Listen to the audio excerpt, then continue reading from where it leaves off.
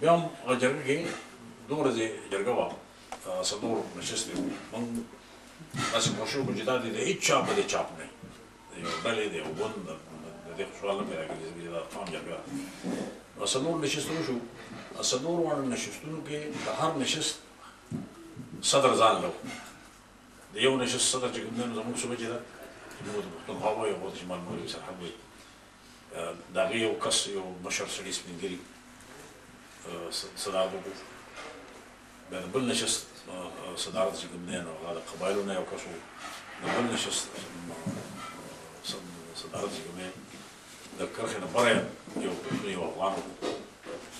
او څلورم نشست چې کوم دی صدارت د بلوچستان کې چې کوم پښتانه دي د هغې نه یو او هغه د سټیج کاروايي چې کوم دی نو هغه موږ صحافیانو ته حواله کړه چې هغه بالکل غیر جانبداري هغه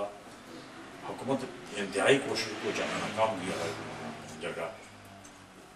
وزارت داخله قبایلو ته حکم ولېږه چې کوم افغانان په خپل کې درې ځان او د هغې مړی هغې لاس کې هغه افغان کمیشنر وزیر یې ورته حکم وکړو چې تاسو به نه ځئ او هغه جرګه قدرت کامیاب کړه دغه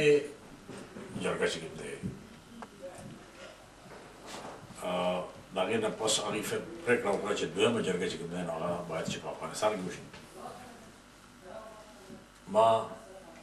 ملا عمر صاحب ته چې کوم دی نو خط لیکلی دی د هغې نه پس چې دغه شانته یو جرګه شوې ده د جرګې دا فیصله کړې ده چې دویمه جرګه دې په افغانستان کې وشي په افغانستان کې بغیر ستاسو د اجازت او د اطاعت نه بغیر ممکن نه ده لهذا موږ تاسو ته خواست کوو چې تاسو هغې متعلق یې وکړئ که زموږ څه زموږ پکې راځي چې هم یعنې موږ ته وښودلی شي او د هغې لا واپسې جواب نه دی راغلی چې دې کې ستاسو ډېر زموږ چې کوم دی نه خدمت وکړو او دلته کې د هغې جرګې په تصرفون کې یو جرګه راوغوښته ما ته یې ولیکل دلته کې دوه دستور یې کېدی ستاسو یو د خوشحال بابا څلور سوه ایمه زیږون چې کوم دی د هغې یو دستور کېده یو د جرګې په تسلسل کې یو جرګه دلته کې راوغوښته ما هغه خوشحال بابا سمینار چې کوم و نو هغې ته مقاله رالېږلې وه او اراده مې وه چې خپله راشم ما ټلیفون هغې سره وکړو یو ادمل سره مې خبره وکړه او ما ورته ویل چې که دا تاسو رانږدې کوئ نو بیا به زه داسې وخت باندې درشم چې دواړه وکړم خو که یو په اګست کې بل په جون کې نو ما دپاره بیا ډېر ګران دی چې د هغې پورې هلته کې پاتې کېږم هم که یو وارې درځم بیا دوباره بیا درځم هغه هم راته ګران ده بهرحال هغه د دې هغه ونه شوه د جرګې کې حاضري زما فرض و چې هغه ذمواري زما په نو زه دغه جرګې له رالم او دا بیانیه چې تاسو سره ورته لاس کې ده زه عام طور باندې هغه زباني خبرې کوم سیاسي سړی چې کوم وي هغه ته لیکل مقالې ورته ګرانې زباني ورته اسانه چونکې دا خبره مهمه نو ما د هغه ځای نه کوشش دغه کوه چې دا یعنې دغه په تحریر کې راشي چې دغې وضاحتونه وشي بیا داسې هم چې څه ملګرو دا خو خواهش کوه چې څه سوالونه تپوسونه دا وشي هغه چونکې هغه وخت کم و هغې کې خو هغه ونه شو اوس یوه جرګه دي په عموم باندې راوښتلې ده یو غونډه چې هغې کې سوال جواب وشي یو چا په ذهن کې لکه څنګه چې دوی سوال وکړو دغه شان داسې چا په ذهن کې دغه وي چې هغه وکړي او بلې چې کوم دی نو دغه ډاکټر جمیندر او هیوادمل دلې په لسم باندې راوښتې ده هغې ته به هم زه ورځم بیا بلجیم زموږ دغه و چې زموږ راشو دلته کې د ستاسو ګروپ سره یو ځای شو دلته چې موږ دونه قوم نه یو اوس یعنې چین دی د یو ارب نه زیات خلک دي خو چې په کوم ځای کې چینی لګېدی نو هغې دا وکړي چې دا زما قوم دی او زما حق دی هغه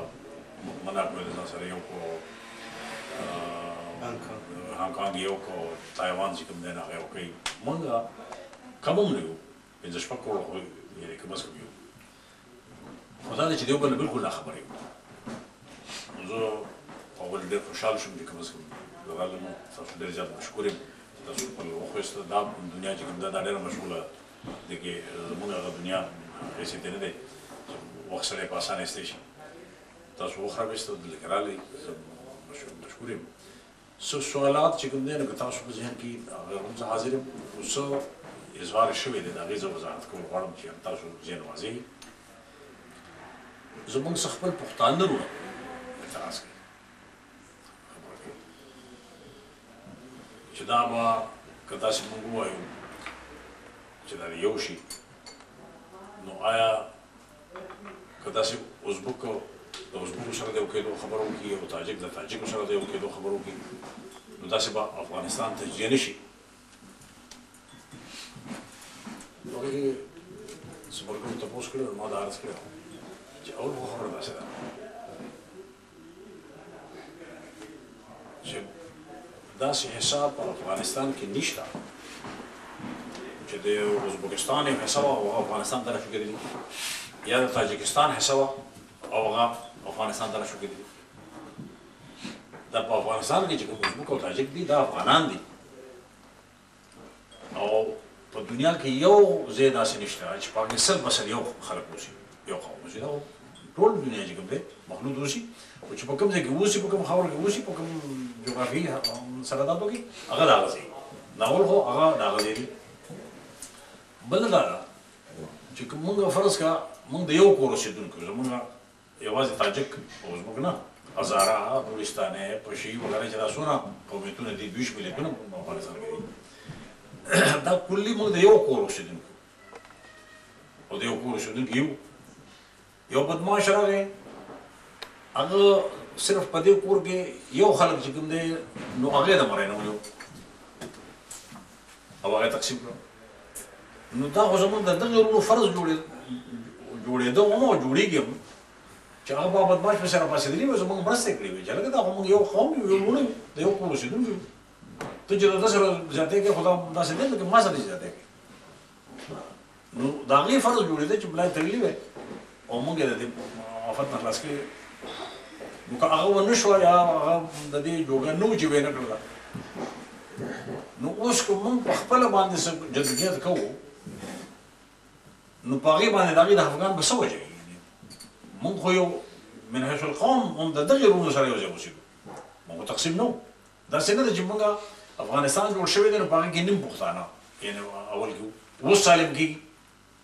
لا به یو فرق وي نه چې افغانستان جوړ شوی نو په هغې کې پښتون من حیث القوم وو خو یو غاصب نیم کړو نو د دې وروڼو فرض جوړېږي یو جوړېده چې موږ سره ملا وتړي یو تړلې وی نو که هغې ونه تړل او موږ اوس د خپل موږ کې دونه توان هم نشته چې دا کرښه چې کوم دی نن موږ راولو ګزارې خو موږ په دې باندې غور کوو فکر کوو یو خبره کوو یو خواهش ظاهروو چې موږ یو قوم یو نو که موږ دا خواهش ظاهروو او د هغې لپاره څه لاره چاره لټوو نو هغه وروڼه به ولې خپه کېږي ځکه چې په کوم جواب او بل دا ده چې موږ هغې ته دا نه شو ویلی چې موږ نیم یو نو تاسو خوشحاله یې موږ سره چې موږ سالم کېږو نو بیا تاسو خفه کېږي نو اول خو مسله دا ده چې څه وروڼه دا خفه کېږي لکه بل ورځ موږ دا تپوس وکړو موږ دا خبره کوو چې یاره په دې کرښه باندې دی دواړه طرفه پرتو افغانانو پښتنو ته د تګ راتګ او تجارت ازادي نو هغه وایي چې دا ازادي چې کوم دی نو یوازې به دې پښتنو دي که نه دا به چې کوم دی نو دبره ازبکو او تاجکو ته ومي نو ما ورته وایي چې دا مطالبه خو موږ په دې کوو چې یو قوم چونکې په منځ کې شوی دی د هغې په بنیاد باندې موږ دا وایو چې دا چونکې دا کرښه په یو قوم کې راښودل شوې ده یو قبیله کې راښودل شوې ده لہذا دا چې کوم دی ناجایزه ده او دې ته کم از کم د تګ راتګ اجازه چې کوم دی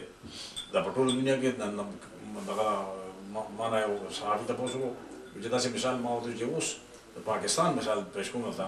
د پاکستان یو وزیر اعظم چې دوه کړه وزیر اعظم پاتې شوی ده هغه نن دا مطالبه کوي چې کشمیر چې کومه کرښه ده د هغې دواړه طرف ته کشمیریانو ته د تلو راتلو اجازه دي ځکه چې دا په یو قوم کې راښودل شوي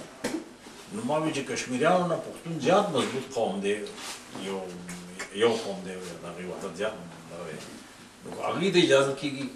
باید چې پښتنو ته وشي نو هغه ته